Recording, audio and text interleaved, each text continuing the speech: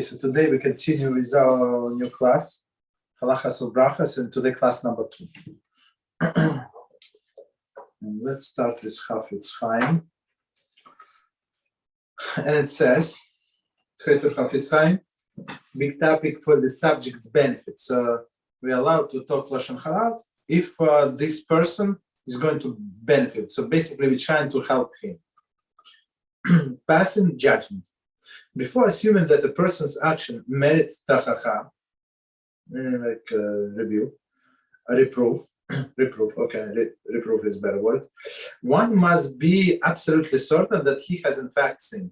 So first of all, we need to know the halacha, and we need to know that, he did something wrong.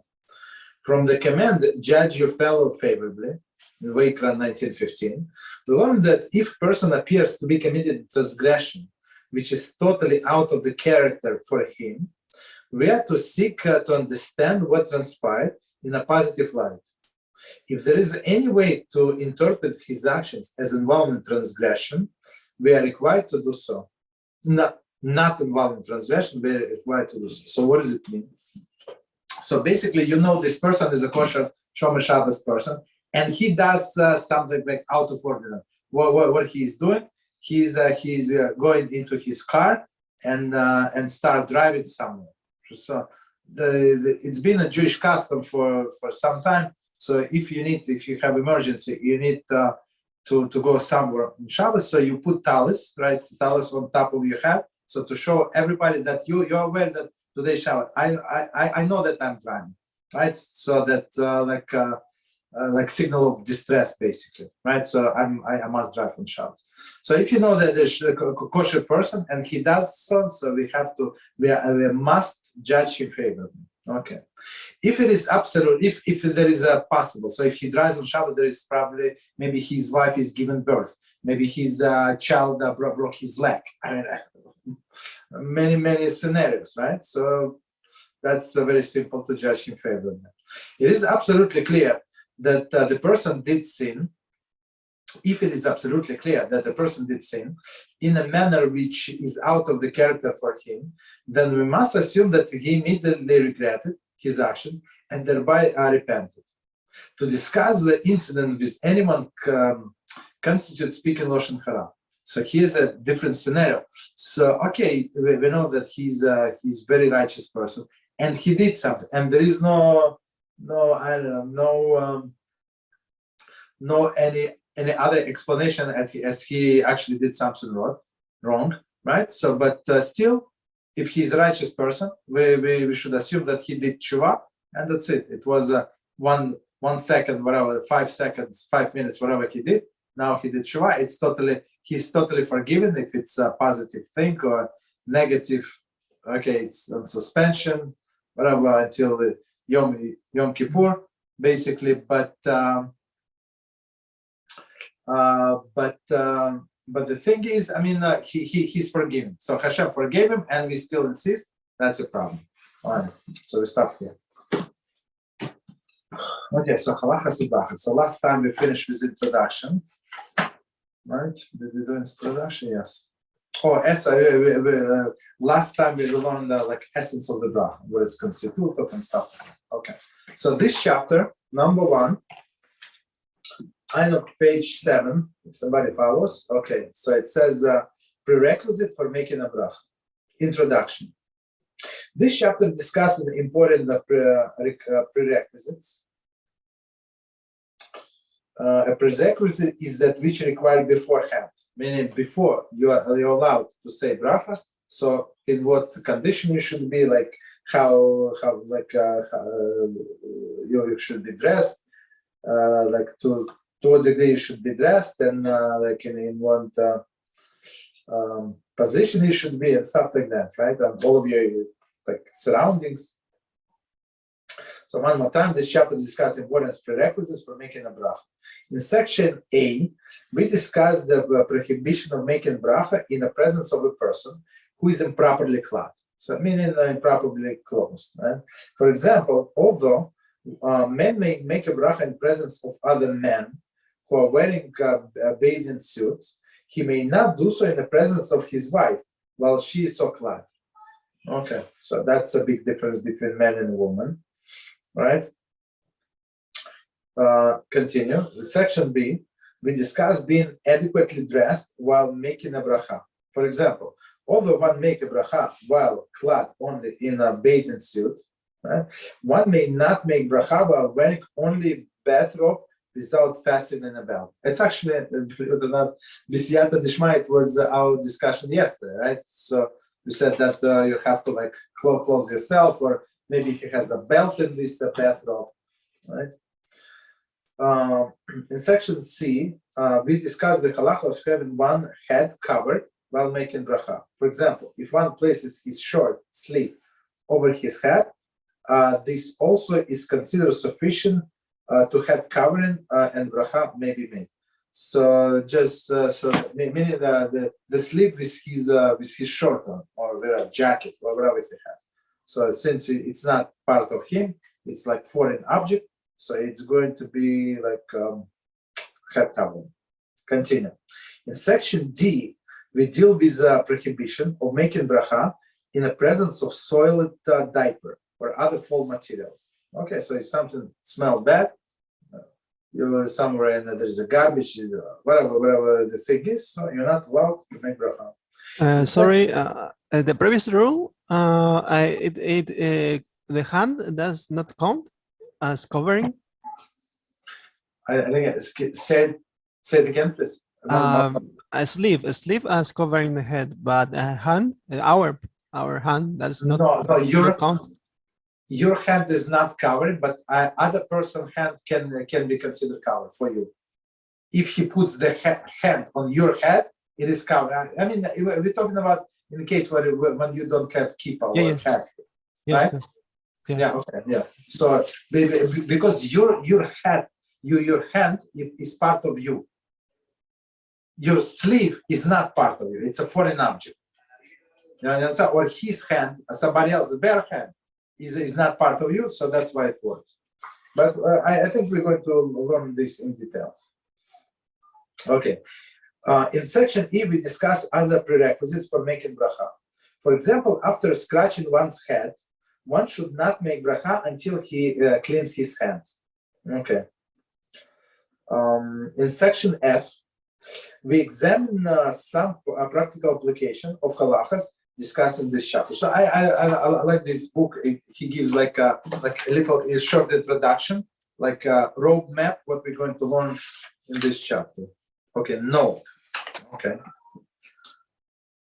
In all of the cases discussed in this chapter, wherein reciting a bracha is prohibited, davening or speaking divrei Torah is also prohibited. So I mean, I'll try to do this reference always, like when we're going to learn B'ezrat HaShem. So I mean, so if you cannot make bracha, so you cannot pray Shmona Esrei, for example, or say Shema. It's exactly the same laws. Or say Dvar Torah, so the Divrei Torah, right? Divrei Torah meaning that you cannot learn Torah, or you cannot say Tehillim and stuff like that. For example, in section A2, we discuss that a man may not make bracha in front of the woman whose arms are exposed from the elbow and above, or whose legs are exposed from the knee and above.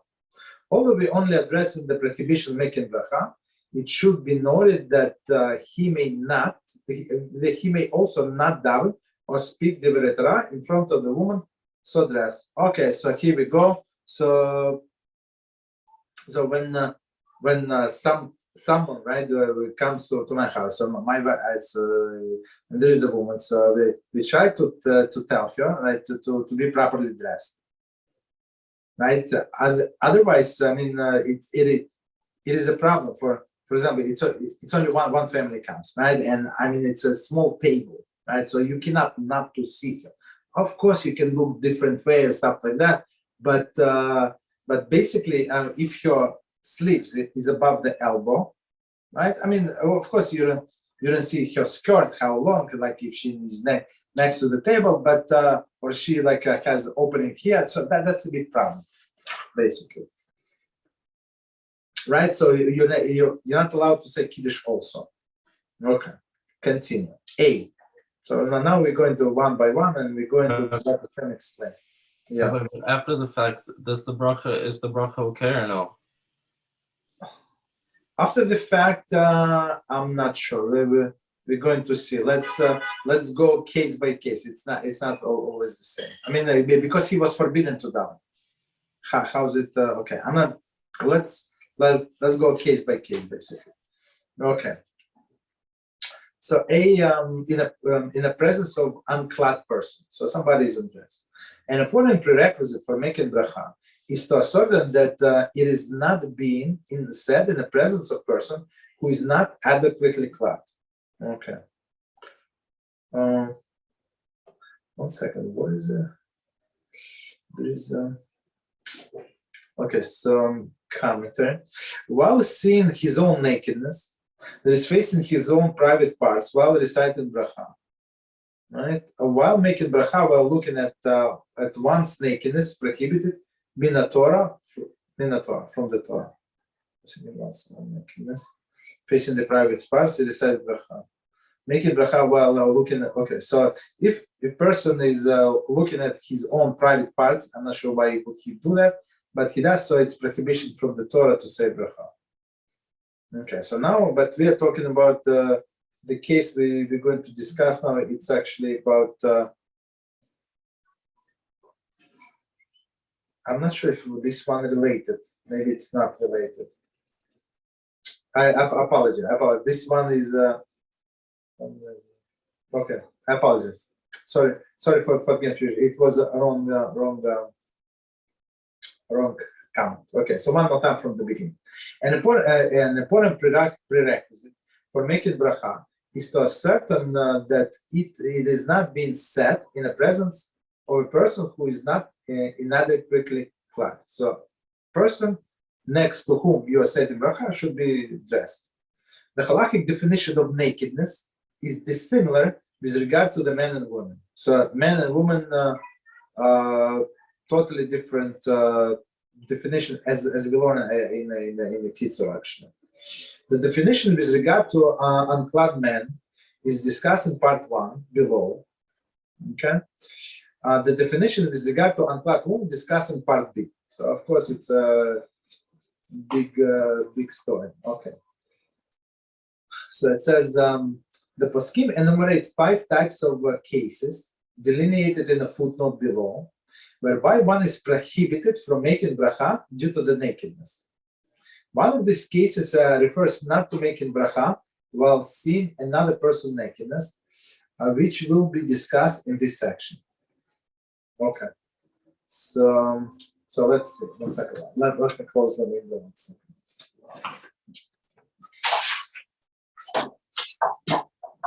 Okay, sorry about that. Okay, so let's see. 5 cases of nakedness. Number 1, while seeing his own nakedness, that is facing his private parts. The following are cases where one is prohibited to make bracha due to the nakedness. Right? One may not make bracha while seeing his own nakedness. So while he's undressed, he's not allowed to make bracha. That is facing his private parts while reciting bracha. Making bracha while looking at one's nakedness is prohibited from the Torah. Clearly, okay. So as we said, some prohibitions are biblical and some prohibitions are rabbinical. Number 2, while facing another person's nakedness, the halachic definition of nakedness is dissimilar with regard to men and women. These halachas may be found in Shulchan Aruch or Chaim 75. Okay. This is also Torah prohibition, meaning other person nakedness. So you're not allowed to say blessing in the presence of other person nakedness. Number 3, while unclad, even though he cannot see his private parts while making the bracha. For example, he is standing unclothed in one room and sticks his head out of the door in order to make a bracha. Even though he cannot see his nakedness, nevertheless, since he is standing unclothed, he may not make a bracha. This is also Torah prohibition according to most poskim. So I mean that's a very good example. So he's in a room and he wants to drink water. He's naked for whatever reason. So he wants to stick his head out of the room, like close the door, and say this blessing. Okay, that's the problem, as I say. According to most poskim, it's also Torah prohibition. Okay, so first we said his own private parts. Second, we said other person nakedness. Third, we say even he does not see his own private parts. Number 4, while his heart sees in double quotes his nakedness. And that's what actually what we discussed yesterday. This number 4. That is, he is not wearing belt or trousers, which separate his heart from private part. So basically, what he is saying here, so the trousers that do not require 100% belt, and if they know, like even like loosely fit, it's also no problem.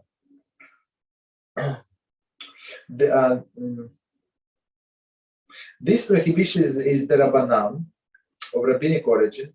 Technically, this applies only to men.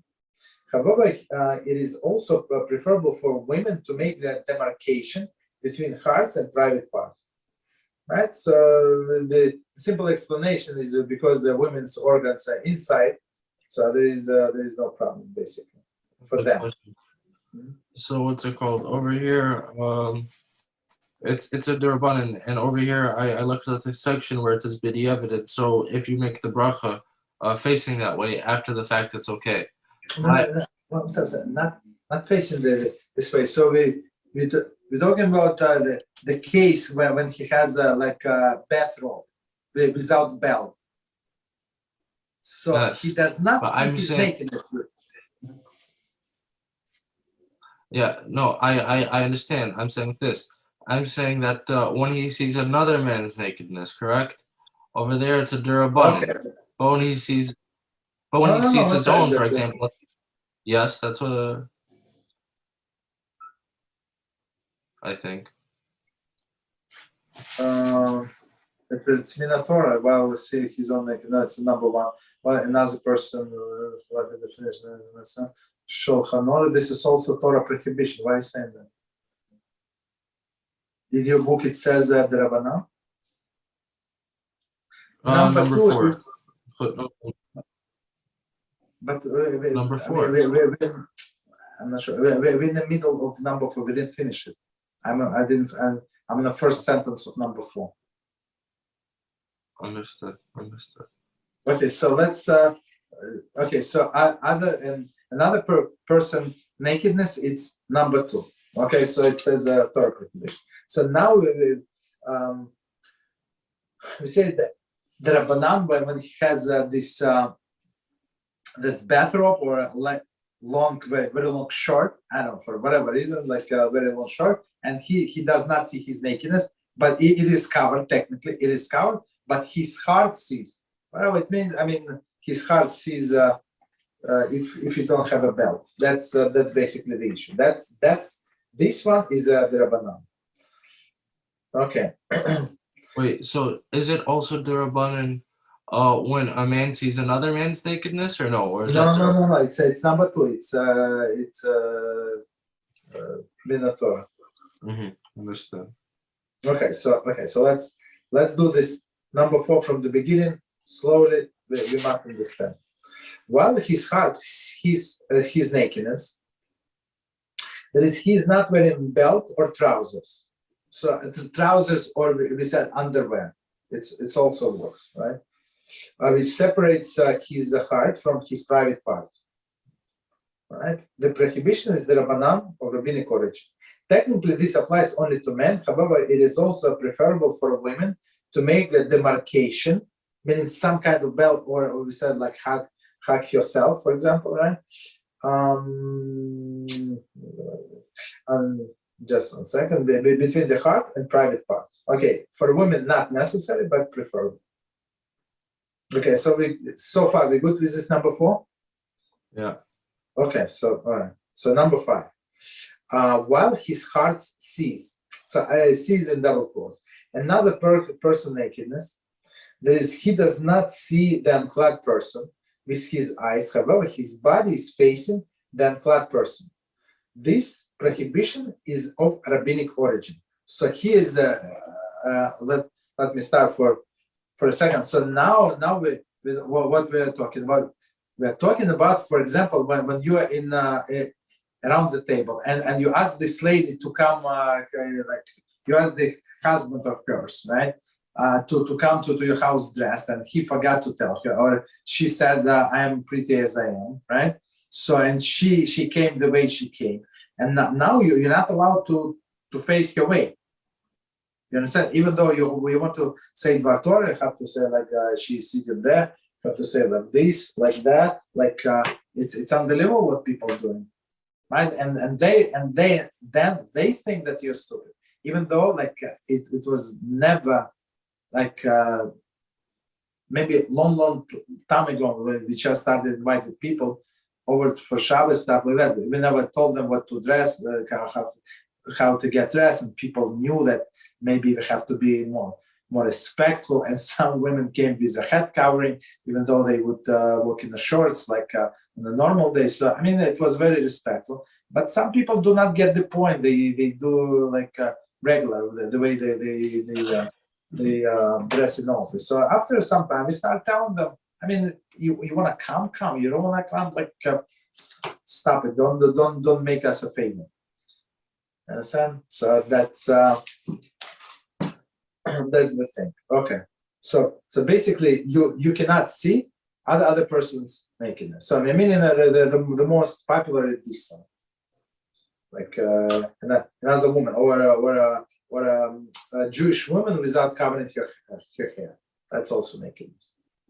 Continue. The Shulchan Aruch Chaim 74.5 state that one may not make a bracha while touching his private parts with his hand or with one of his limbs.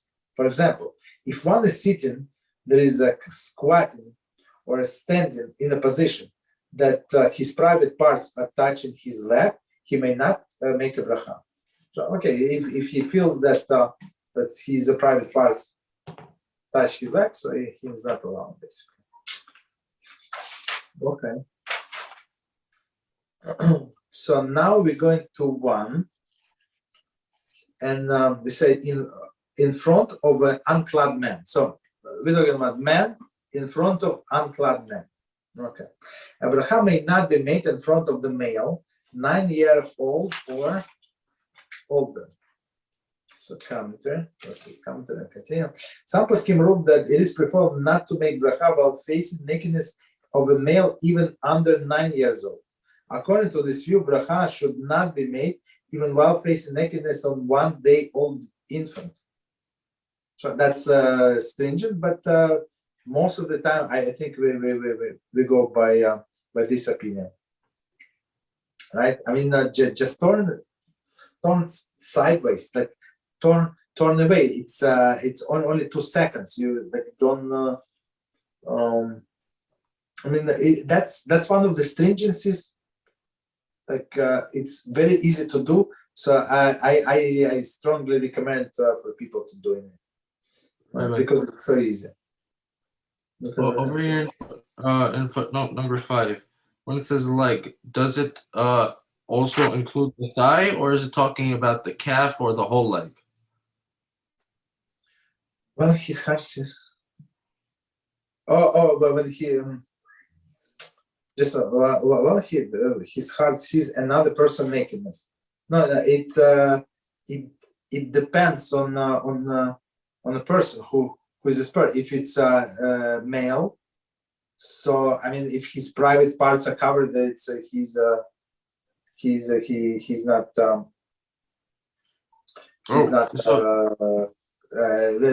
There's no problem. If he's in business suit, he's in his underpants, there is no problem. We can say that. Of course, it's not proper. I mean, the better way is to turn away and say it. But for whatever reason, so if you're in a pool and everybody's in a pool and everybody's in a swimming trunks and stuff like that, so you can say it. No, I'm talking about the second part where it talks about the Shulchan Aruch, or it quotes the Shulchan Aruch. Well, I mean, it's it's not related to number 5. It's a separate comment. The Shulchan Aruch, I'm going to read one more time, so since Israel does not have the text. The Shulchan Aruch, Orach Chaim, 74.5, state that one may not make bracha while touching his private parts. So that's it has nothing to do with number 5. So it's separate, right? So I mean, even with his hand, I'm not sure why would he do that. Even with his hand through the pants, right? So I mean, like move your hands away, basically, right? Even like he did not like have anything in mind, just mechanically, right? Or one of his limbs. So if he like derives like some kind of sensation from this touching, that's the problem. Yeah. So, for example, if one is sitting, squatting or standing in a position such that the private parts are touching his leg, but I mean that's what he means. Understood. Okay. So all right. So let's go back. So between men and men. So we said if he's above 9 years old, that's a basic halacha, right? But some poskim say, and even a 1 day old baby. But I mean, of course, you see that Moel, who does this the circumcision. I mean, he does it in front of the baby, right? So of course it's an exception and stuff like that. Maybe he turns away. I never pay attention. He does, but Baruch Hashem, he has to pay attention, not me. Okay, continue. One may not make a bracha in front of the unclad person, even if he's a member of his own family. For example, one's son, one's brother, one's husband. So it does not make any difference. So even though it's a woman, right? And somehow this stupid husband of hers is getting out of the shower and he's not dressed. So she's not, and she wants to drink water, so she's not allowed to say bracha because he's dressed, he's undressed, basically. That's the problem. Okay, of course, and that doesn't matter. It's your son, it's your grandson, it's your father, it's your brother. It does not make any difference. So, all right, continue. The prohibition applies to making bracha in front of the unclad Jew or non-Jew, married or single. So it does not matter if he's Jewish, not Jewish, married, single. I mean, okay, does not make any difference, basically. Continue. Even if a person who is making a bracha does not see the unclad man, for example, his eyes are closed, the room is dark, etc. Nevertheless, since he's facing him, he's prohibited from making a bracha. Okay, so this is if you read between the lines, right? So basically, that it says that even if you close your eyes or there is dark room, but you're facing that person, there is a problem. So there is a leniency when they say about kiddush and stuff like that. So if you want to say kiddush and you want to close your eyes, right? So if you're not turn away, if you're so stupid that, or your wife is so stupid that she invited all these people, right, for you to lose your alam haba, you understand? So if so. You cannot turn your head left, you cannot turn your head right. So basically you got stuck, right? So according to some opinion, to the linear opinion, you just close your eyes and you can say kiddush and then just stare in your plate and don't lift your eyes, basically. So that's Baruch Hashem. That's what you do. Okay, continue.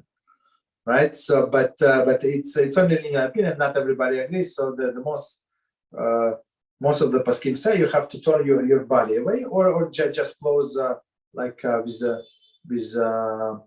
with a book, for example. Right. So I would do like I don't know a few times that they didn't listen, they forgot that this and that, or it was hot.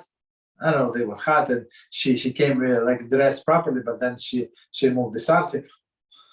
So I would do like this, like I'm nearsighted as you can see. So I would do like this, closer to my eyes, like I don't know it by heart. Like I need to read every letter. So that was my solution. But since then, I mean, it was disastrous experience, and we try to tell them. So please respect us. If you want to respect, we don't need your gifts. leave the gifts for somebody else, but for us, you want to respect, dress properly for women, right? And leave your cell phones at home and don't. Right. Continue. However, is not in. So basically, this dark room and he's closing his eyes is not actually working, right? Why? Because he's facing that person. So any second he can open his eyes and see that person. Continue. However, if one is not facing the unclad person, is not facing, so he turned away. He make a bracha even though the unclad person is present. That's what we said. So, or there's a woman whose husband just came out of the shower, so she can turn away from him and make a bracha on water and enjoy. Therefore, if a member of one's household is unclad, and one wishes to make a bracha, or a child, right? 4 years daughter, right? She comes into the room. I mean, does she know? She does not know. And you're about to say Shema Yisrael, or whatever you want to say. So you turn away and you say Shema Yisrael or bracha on the food. Okay. So as we said, he should turn his body, complete body, not just head. It's not sufficient to simply turn his face. Face is very good, but it's not sufficient. So basically, that's the issue with when we have such a guest. Okay, so as not to face the unclad person and then make a bracha. So for your guests of yours, so they dress up in all of this fancy clothing, but for you it's torture. It's like you don't know what you just want to die now because of this thing, like from this situation. B'diavad. So I love this book. One like he said, okay, after the fact. So David asked me, like, after the fact, what do you do? Is it count, not count? B'diavad bracha is made while facing a man whose private parts were uncovered. The bracha, according to many paskim, is valid. According to new bracha, should not be made. Okay, see chapter 16, section B. Okay, so that's it. So if he said it, and so one more time, we said about in front of the unclad man. Okay. So after the fact, don't need to repeat. Continue. Number 2, in front of unclad woman. So with women, that's a different story. A bracha may not be made in front of female 3 years of age or older, whose nakedness is uncovered. There is whose private parts are uncovered. Okay, so now we're talking about private parts only, right? So let's read the commentary and explain. A question. About the b'diavad, does the b'diavad apply to? I'll give you all 3 situations. Does it apply to a man seeing his own nakedness when there's a robe and so only his chest sees his nakedness? No. You're going too far. We discuss only the first case. First case is in another man's. In another man. Yes, we didn't get to what I said. We're going to, but not yet. Right, so we didn't get to it. So let me explain. Since you asked this question, I want to explain what the b'diavad is. B'diavad is like it means after the fact when you already did it, right? So but you cannot rely on b'diavad from the beginning. You cannot go and then say that that's what I'm going to do. That's okay. There is such opinion. No, such opinion only after the fact. Don't do. You're allowed to do, but in opposite to b'diavad lechatchila. That's in the beginning. That's a proper way to do. Lechatchila, you should do that. But if he did not, and you started doing kiddush, and then she already came, this woman, and you cannot embarrass her and stuff like that. So that b'diavad, and what should you do in this case? So that's b'diavad. What's lamaisa? What is it? What's lamaisa? Halacha lamaisa. Oh, lamaisa. It's the bottom line. That's what we do in in a world. Understood. Right, it's a practical halacha. Like practically, what do we do? Okay, tell me. So let me read one more time. So a bracha is not bracha may not be made in front of female 3 years old of age or older. So basically, okay, we all okay. So it says that why 3 for female, right? And why 9 is for male. So that our sages explain that a boy after 9 years old, he can have relations basically with a woman, and these relations actually valid relations, right? And a girl, I don't ask me how. It's very disgusting, but very sick people. So if she had the relation with somebody like some crazy, absolutely maniac, like under 3, so she's not. It's not considered relationships, and she can marry a coin basically, right? But if this maniac did whatever he did after 3 years old, so it's so she cannot marry a coin. Basically, this is valid relationship. So she's in some sense okay, like a woman. So Rivka was 3 years old when she married Yitzchak. Okay. So I mean they stayed apart for some years, but it's different story. So 9 and 3. So one more time, bracha may not be made in front of female 3 years old or older, right? Whose nakedness uncovered is uncovered. There is her private parts uncovered. This prohibition applies even to the members of one's family. So just because she's your little sister or she's your daughter does not mean that you're allowed to see that you're allowed to say bracha, basically. Right? There is his sister, his mother, etc. Okay. 2 daughters. So meaning mother or sister. I guess it's when we're talking about 2 sisters, right? We're not talking about from the standpoint of men, right? It could be 2 sisters who over the age of 3 or even once 5. So if wife is not dressed, so you're not allowed to say blessings. So one comment about the 3 year older. Some poskim rule that it is preferable not to make bracha while facing nakedness of female, even if she's under the 3 years of age. According to this view, a bracha should not be made even while facing the nakedness 1 day old infant. See also note 6. Exactly as we said for males, so the proper way. So if you want to do stringency, there are kosher stringency in Judaism and the crazy stringency. So this is kosher stringency. Okay. Continue. Yeah, go ahead. What's it called? So I want to ask you, is it okay? Does it count as a crazy stringency to not look at another woman, bichlal? For example, there was this one rabbi who told me you're allowed to, what's it called, speak to a woman like, let's say you have to, right? Not like you have to, but more optional, to be nice, good morning, so on and so forth, instead of just putting your head down, if she's old enough to be your mother. No, it's not true. It's not true. Age has nothing to do with that. I mean, if it's your neighbor, for example, and he's 85 years old, so you can say, how are you? Stuff like that. Do you need any help? Like with your groceries from the store, like go upstairs. Yeah, you can ask him.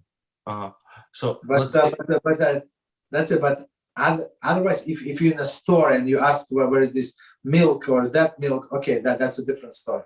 But in the office, when you must, you speak. You see, I was in a position. This lady, my neighbor, she was very talkative and very friendly. So how friendly? She would hug everybody. So I would like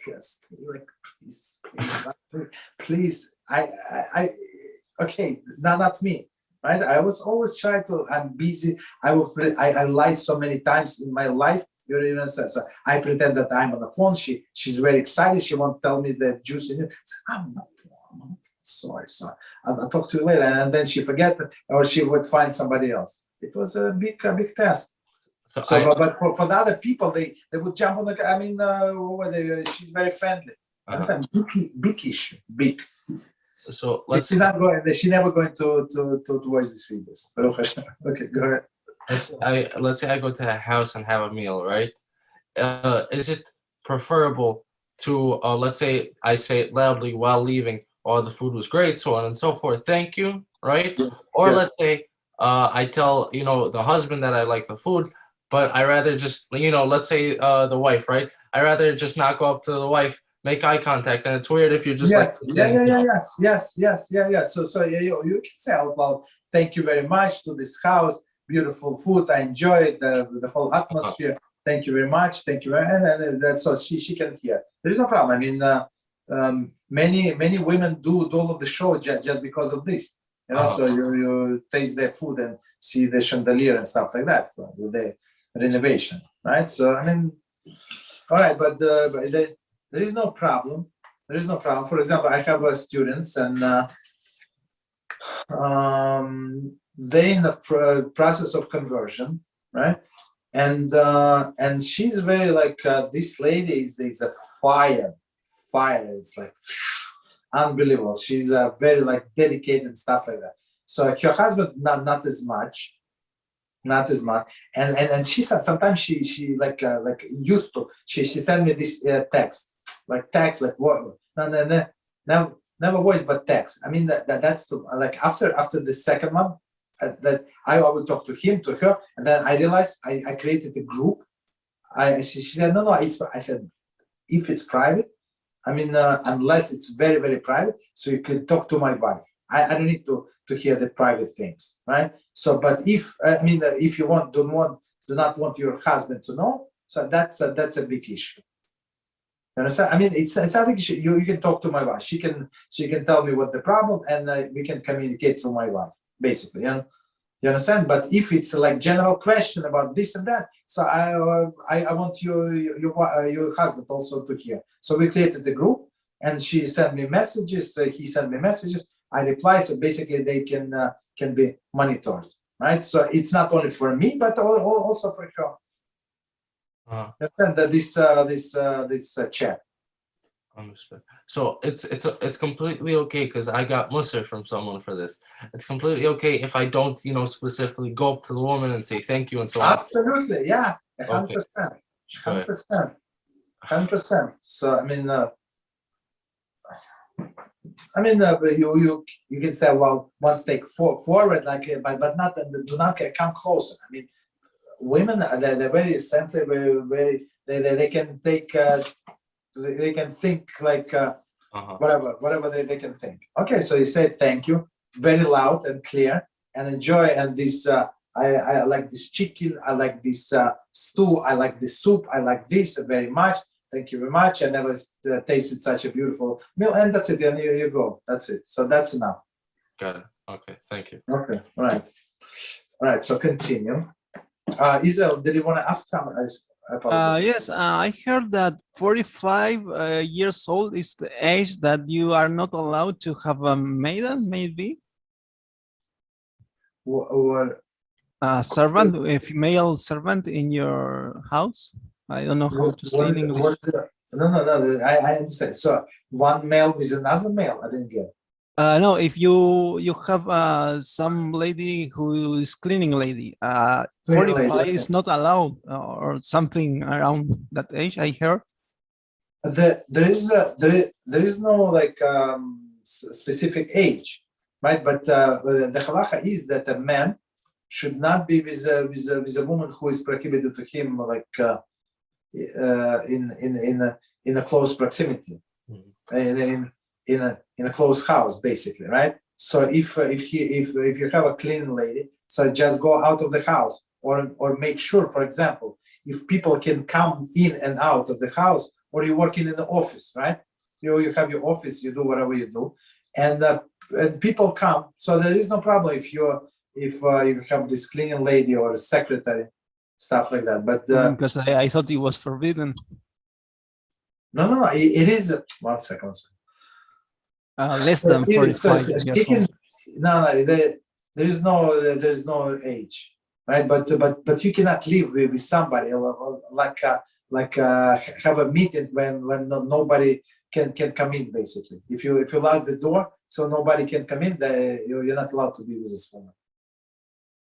I say this because the other day my sister said that she maybe is sending some cleaning lady, and I said to her, maybe it's not allowed because she's under 45 years old, but I was not sure. No, it's any age. So I mean, so what is not allowed? Not allowed for you to be with her in this room. So if you can go out of the house, let her clean the house. There is no problem. Or let your sister stay over. There is also no problem. Oh, okay. It should be somebody else now. Okay, so let's continue. Okay, so we said all of this apply to his own family or her own family. So her sister, like younger sister, older sister, naked, no big problem. Okay, continue. Eyes closed.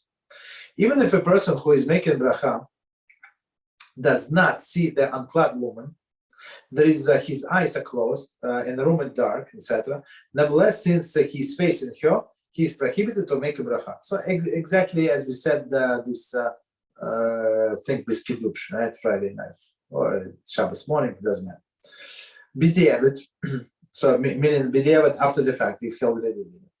If bracha was made while facing a woman whose private parts, okay, no, I apologize. Okay, we're talking about still on private parts, whose private parts were uncovered. The bracha, according to many paskim, is valid. According new bracha may not be made. Okay, so he did it in front of his wife, or she did it in front of her sister, in front of her mother, not properly clad mother. So after the fact, we do not repeat the bracha. Okay, so continue. Improperly clad woman. One second, and this was what? In front of the improperly clad woman. So okay. So now we're talking about next one is improperly clad woman. Okay. The halakhic definition of the nakedness is dissimilar with regard to men and women. With regard to a man, nakedness refers only to private parts themselves, period, as we said, only private parts, right? Also applies to the area below the neck. Yeah, the woman, no, so. I skipped one sentence. With regard to the man, nakedness refers to only private parts themselves. So this man is very simple, right? With regard to woman, however, the halakhic definition of nakedness is also applies to area below the neck. So I'm meaning here, right? And also elbows. So the sleeve should be below the elbow, right? And above. So meaning from elbow and up, right? That's nakedness.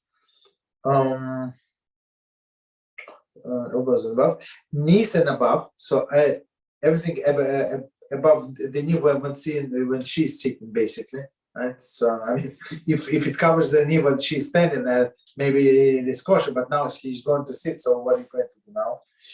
And to the voice of a woman singing, according to many paskim, exposure of the leg below the knee also constitute nakedness. Okay, so let's. I want to return to the beginning, and we're going to go one by one.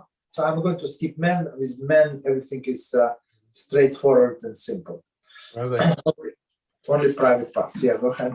let's say, for example, my mom, and she sees, she goes to some froom place, and I don't know, she sees some Gersh magazine, or a woman with her legs, without what's it called, leggings or something like that. And she says, or a red dress, a bright dress, and they say, see, look, everything's okay, so on and so forth. What should I say in return? Could you please repeat the question? I didn't get. Yeah. In cases where women or families are very lenient, or very or have some, I don't know, they should go to college or this or that. So, then exactly. So with those families, how do you explain that this isn't. How do you explain it to someone without saying lashon hara? We'll say it that way. That's a very good question. So if you think it's a simple question, it's not a simple question, because as you said, otherwise it's going to be lashon hara, and it's not going to be for constructive purpose, right? So what we were learning today, constructive purpose meaning you're trying to help that person, right? That you so you're not trying to help this lady with a red dress, right, or with short sleeve. So basically, I always say, like, we don't learn the laws from them, right? We learn the laws from the books. We have our books and definition. What is correct dressing for a Jew? What is not correct from a dress? It came from Mount Sinai, from Moshe Rabbeinu, from God Himself, and He gave us definition. So and then she would say, so Moshe Rabbeinu, so God, and how did He tell? So okay, he said that's a different story, and he started telling her all of the story from the beginning. You understand? And then they get confused, and and that's it. But basically, you're right. So you cannot say they're modern, they're not good, and stuff like that. I mean, first of all, maybe only this woman is not. Maybe one daughter is not good. All others are good, and maybe she's coming back to Judaism, right? And now she'll hear this comment of yours, and she's going to get upset. So basically, I mean, without talking bad, so I said that's now not our way. So she's not Jewish enough. That's not our way. That's right. So try not to speak lashon hara, because one more time, it's not for constructive purpose, and it's not helping her in this situation. So it's a good question. So, for example, it's Shabbos, right? And I like the rabbi and so on and so forth. I'm coming for the rabbi, but let's say Einik Shabbos is a problem. Why? Because let's say the women there, let's say you see their high heels on the floor or something like that, and to you it's like in your mind alarms go off. So is it better not to go there or to still go there? So one more time the situation. So there is I'm saying you're going for the rabbi, right? Good rabbi, but the kids not so good. The kids are like the yeshivish, but only in dress. You see what I mean? And all they do is talk. You never see them study Torah. So it's better not to go there. The whole atmosphere is poisonous. And that's what we learn in the Halachot Diot. It's actually in Halachot Diot. It's like in chapter 6. So we're going to go to get to it. So we are in chapter 5, I think, if I remember correctly, and in chapter 6, in the very next chapter. So we're going to say, so Rambam is going to explain the atmosphere around you. It's going to poison the person. Like all of these people that he's in contact, it's guaranteed that they're going to poison him. You understand? So that's very dangerous road to go. Okay, so we will have to stop soon. Yeah, but go ahead. Very, very quickly. When talking to another person, right, or what question can one ask himself in his mind to see if he's talking to the other person for the sake of Torah, or because he just wants to talk, or what he's saying is because he wants covet or not covet? You understand?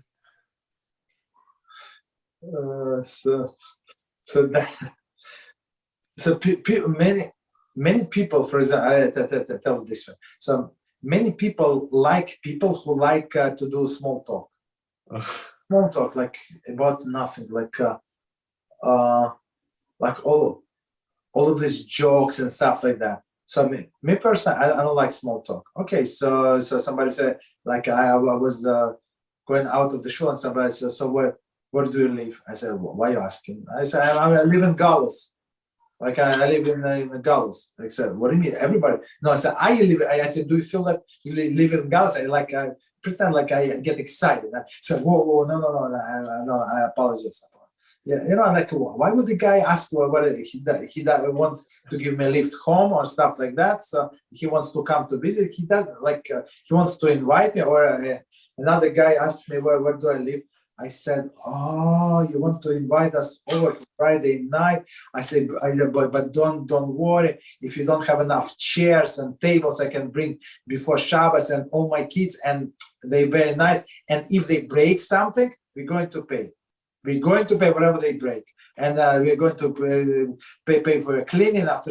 We go, whoa, what? Like, and still this expression on the people's face, like, whoa. I said, but how many? I said 8 kids, but they're all nice, and they're going to say Talmud Torah, and I say, I promise they're not going to grab anything from your plate. I'm going to tell them from this man's plate you should not grab, and they listen to. So the guy, like, he said, oh yeah, I have to go this way. I have to talk to Rabbi. I say, Rabbi left 15 minutes ago. What are you talking about? Oh, Rabbi left. Okay, so maybe I have to help this guy to clean the shoulders. You know, so me personally, I don't like the small talk. So if you wanna learn with me, okay, we're going to. If you want to my help, if you need the ride, I have my car there, I can give you the ride. But this, where do I live, wherever do I work, it's like annoying. Understood. You understand? So if somebody is for this small talk, so many times it's an empty person. Empty person. I mean, you wish each other good Shabbos, have a nice day, stuff like that. But otherwise, I mean, if it's not Torah, why would you waste your time and burn his time? Right? It's disrespect to his time also, and your time. I agree. So let's say I have nothing to talk about. Let's say no Torah comes to mind, right? Should I just keep on listening to the other people talk? Yeah, quiet. Keep quiet. You can always like if it's around the table, it could be a problem, or you can say I want to stretch my leg and go to the personal library. So everybody is proud of their library.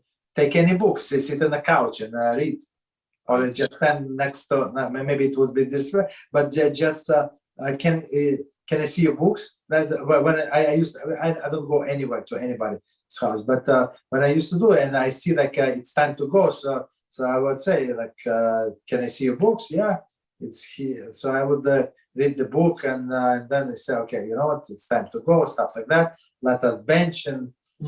Basically, that's what it is. So try to stay away from these empty conversations. There is so much to do in this life. So these empty conversations are basically not good.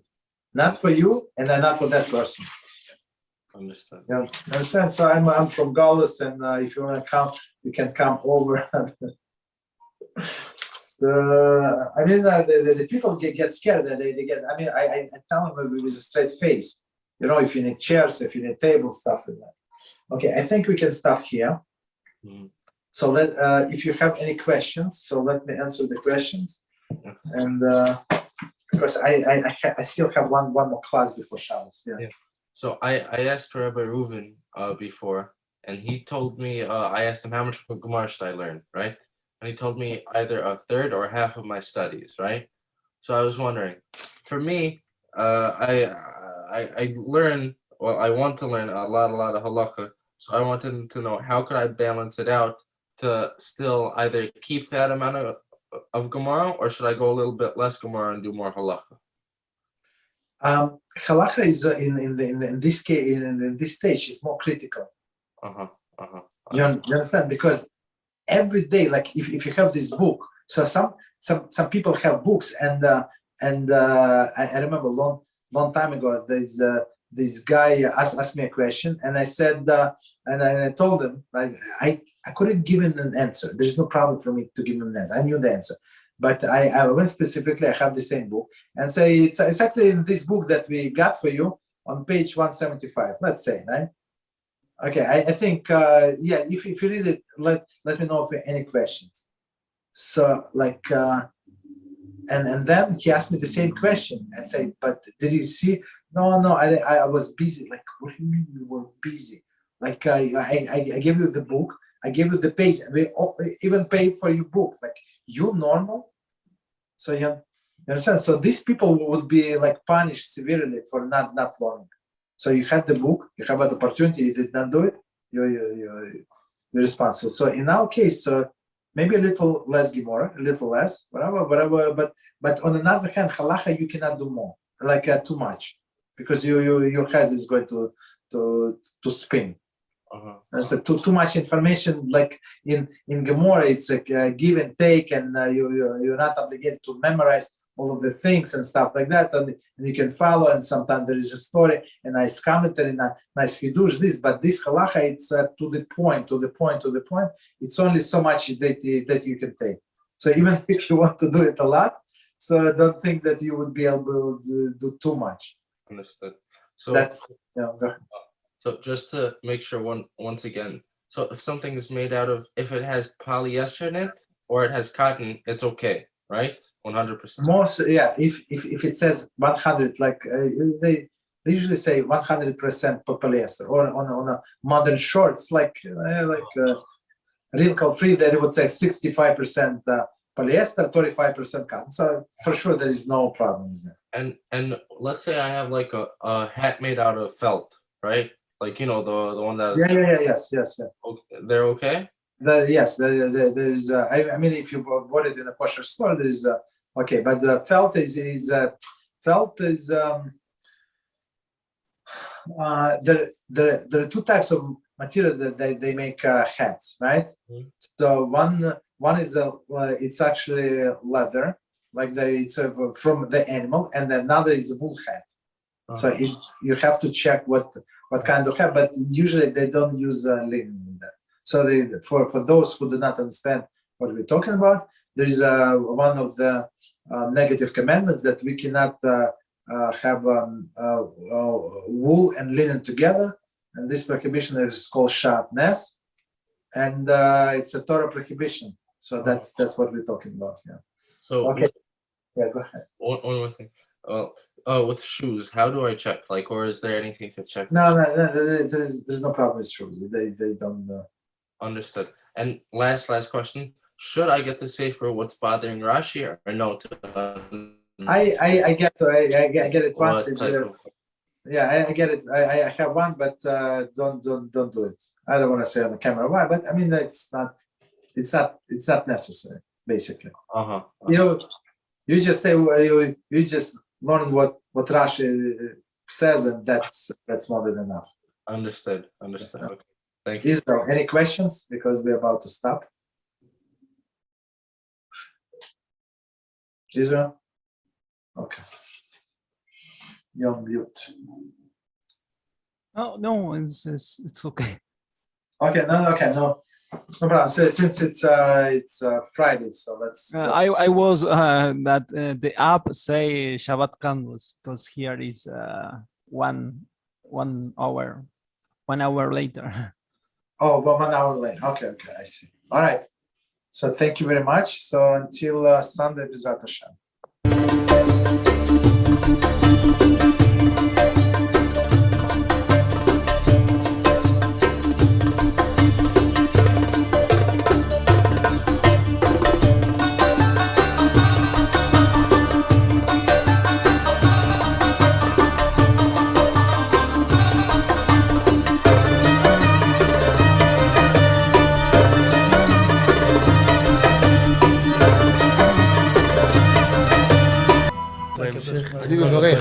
אני מברך את הרבנים, רגע. אני מברך את הרבנים, הרב ירון ראובן, הרב אפרים כחלון, ראשי ארגון בעזרת השם, שהלכו בפי עליון, שעלו מעלה, יהיה להם ברכה והצלחה, הקדוש ברוך הוא ימלא מישונות ליבם לטובה ולברכה, שבכל מה שיפנו ישכילו ויצליחו, יזכו לעשות כאלה וכאלה, הודיעו תורה לאדירה, אמן ואמן. בעזרת השם רשת בכל הארץ. הוא היהודי הזה, הוא היה מיליונר, סגר את כל הביזנס, אמר אני משקיע פה בעולמה של תורה. איפה הוא גר? בפלורידה. פלורידה, איפה זה פלורידה? באמריקה. במיימי. כן, ליד. אנחנו שם עכשיו הולכים להקים קהילה ספרדית. חזק אותו בשמי. קהילה ספרדית גדולה. תעבירו מה שבירכתי אותו. כן, קהילה ספרדית גדולה.